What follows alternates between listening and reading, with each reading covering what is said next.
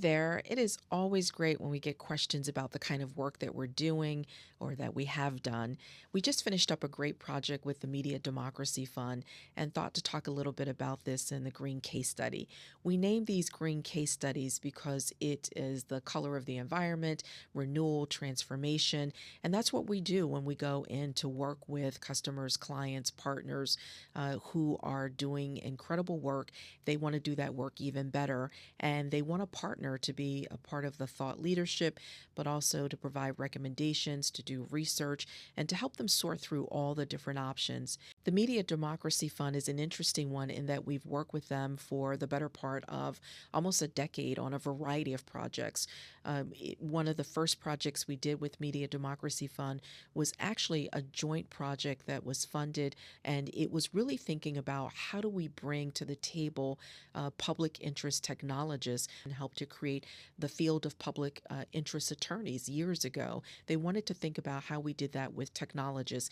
We certainly want them to go to larger companies, but we also want technologists who can help government better understand what is happening in technology, or to help nonprofits, or to help other foundations to be able to understand what's happening in technology. It was over the course of about 6 years that we did that project, and initially it started with research, and then we went on to creating a fellowship, and then helping to select the fellows each year for that fellowship that took place in Washington, D.C., a separate fellowship that helped to select global fellows that went to countries around the world that were all in pursuit of how do we create democracy around technology and public interest technology, and ensuring that technology is open to all.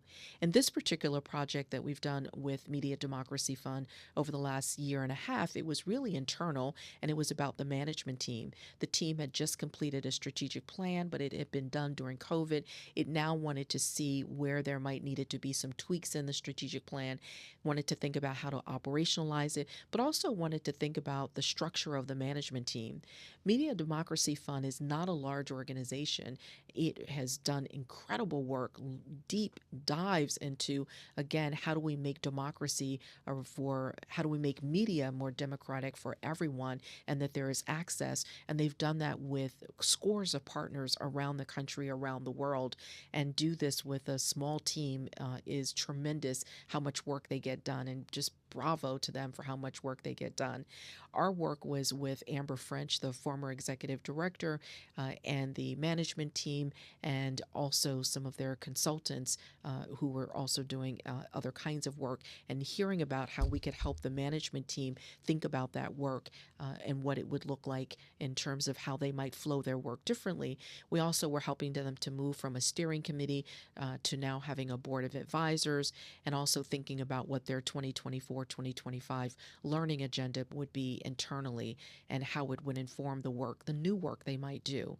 One of the interesting facts that I love about Media Democracy Fund, and you don't hear these words typically spoken about many organizations, foundations, nonprofits, is that they had research and development, an R&D arm, so that they could actually think about new projects that would still speak to democracy, media democracy, and would still be in support of scores and scores of other partners from around the world.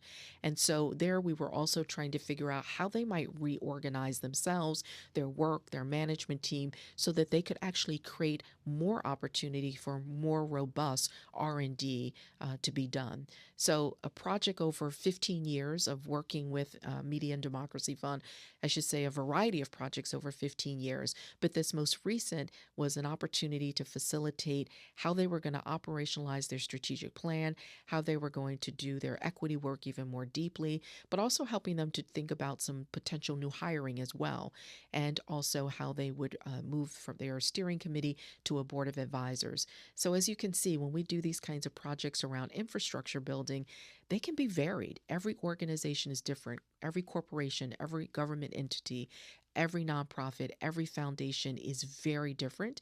And what we get called in to do in terms of that kind of infrastructure work can be significantly different. So I'm excited that we got to do this work with Media Democracy Fund. They've been a valued partner for almost a decade. I'm excited for the work that we got to do over almost a decade with Media Democracy Fund, and really am so glad that Media Democracy Fund exists. there are projects that they have taken on that have made it possible for there to be broadband access, for there to be it to be known where there's an infringement on democracy through media, and that they have tried really hard to ensure that all of us have our democracy and that we can be participatory in it. And so I'm glad for the small part that Tammy Dowley-Blackman Group, and particularly TDB Group Strategic Advisory, has played in partnership with Media Democracy Fund.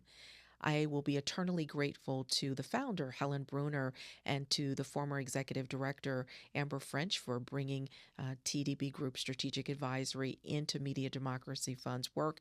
I am wishing Jacqueline Mason, the interim executive director, well, and the entire team, and just can't wait to see all that Media Democracy Fund will continue to do. And it is so exciting. And again, we should all be incredibly thankful that Media Democracy Fund is here and working on all of our behalf.